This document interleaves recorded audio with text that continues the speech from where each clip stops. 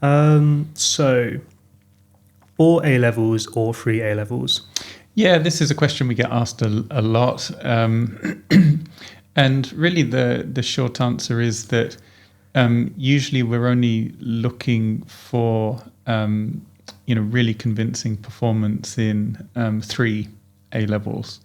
It's unusual for anyone to receive an offer that's really sort of strongly focused on 4, just because we know that the majority of people who apply aren't taking 4. What some colleges do, and the college that we're from, Trinity Hall, does this. If someone is taking 4 A levels, and if we feel that all 4 subjects are relevant in some way, this tends to happen a bit more on the science side, perhaps. We may well ask them to get the A stars, because on the science side, the standard offer is 2 A stars and an A. We may ask them to get those in 3 of the A levels that they're taking, and we may ask them in addition just to pass the 4th A level that they're taking. So in other words, we encourage them to continue with it, but we're not expecting them to get an A star in it. So some colleges do that. Other colleges will just make it a 3 A level offer, and they'll say, we want you to get A star, A star, A from any of these 4 subjects if they feel that all 4 are relevant.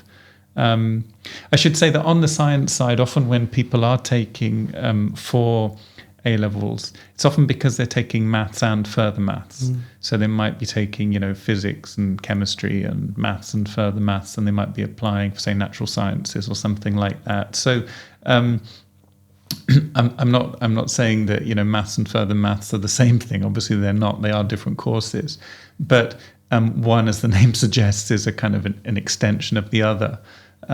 So those 2 subjects tend to cluster quite closely together for many subjects on the science side, natural sciences and engineering and possibly computer science, things like that. So that's where we see most frequently cases where people are taking 4 A levels. Yeah. But as I say, our offers will be primarily focused on the 3 most relevant ones. Yeah, that is a really good point, because it's quite the different workload of taking someone taking 4 individual A levels, comparing that to someone who's taking 4 but one is maths and further maths, in terms of the workload for the student. Yeah.